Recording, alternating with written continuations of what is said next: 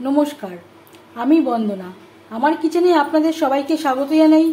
আবারও এসে হাজির হয়েছি সাবেকি একটি রেসিপি নিয়ে। আজ আমি তৈরি করব নারকেল দিয়ে বরবটি ভাজা। এই রান্নাটা নতুন নয়, খুব পুরনো একটা রান্না।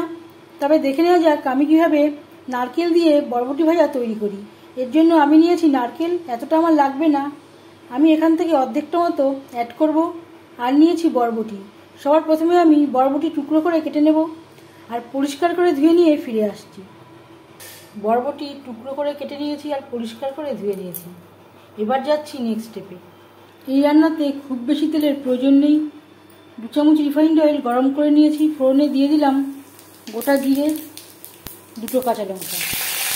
10-15 সেকেন্ড জিরে কাঁচা লঙ্কা ভেজে নেওয়ার পর দিয়ে দেবো বরবটি। আপনারা চাইলে শুকনো লঙ্কাও দিতে পারেন ফোড়নে।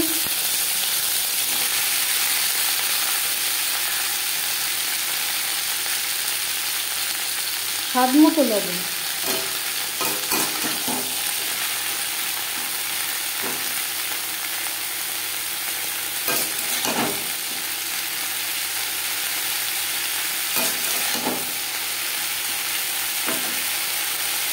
দু 3 মিনিট নাড়াচাড়া করে নেওয়ার পর গ্যাসের ফ্লেমটাকে লোতে করে দেবো। 3-4 মিনিটের জন্য ঢেকে দেবো। বরবটি 90% ভাজা বা সেদ্ধ হয়ে গেছে। এবার দিয়ে দেবো নারকেল। নারকেল আগে ব্যবহার করলে কড়াইতে লেগে যাওয়ার সম্ভাবনা থাকতে পারত। নারকেল ভাজা হতে সময় লাগে না, পুড়ে যাওয়ার সম্ভাবনাও থাকে, তাই আমি নারকেলটা পরে অ্যাড করলাম। গ্যাসের ফ্লেমটাকে মিডিয়ামে করে দেব। আমি হলুদ ব্যবহার করিনি, দিয়ে দেব হলুদের গুঁড়ো।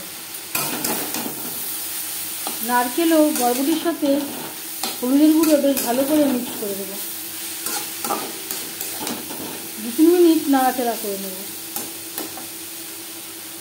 নারকেলের সাথে 3-4 মিনিট বরবটি নাড়াচাড়া করে নেওয়ার পর গ্যাসের ফ্লেমটা অফ করে দেব।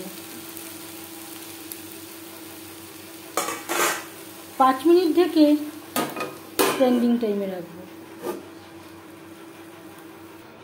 নারকেল দিয়ে বরবটি ভাজা রেডি সার্ভ করার জন্য। এই রেসিপিটি গরম গরম ডাল ভাতের সাথে সার্ভ করতে পারেন, রুটির সাথেও সার্ভ করতে পারেন। নারকেল দিয়ে বরবটি ভাজা রেসিপিটি কেমন লাগলো অবশ্যই জানাবেন কমেন্টের মাধ্যমে।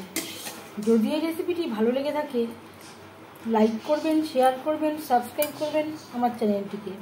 বেল আইকনটা ক্লিক করে দেবেন।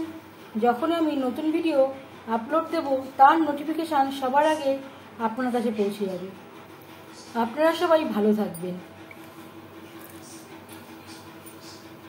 এই ভিডিওটি দেখার জন্য ধন্যবাদ।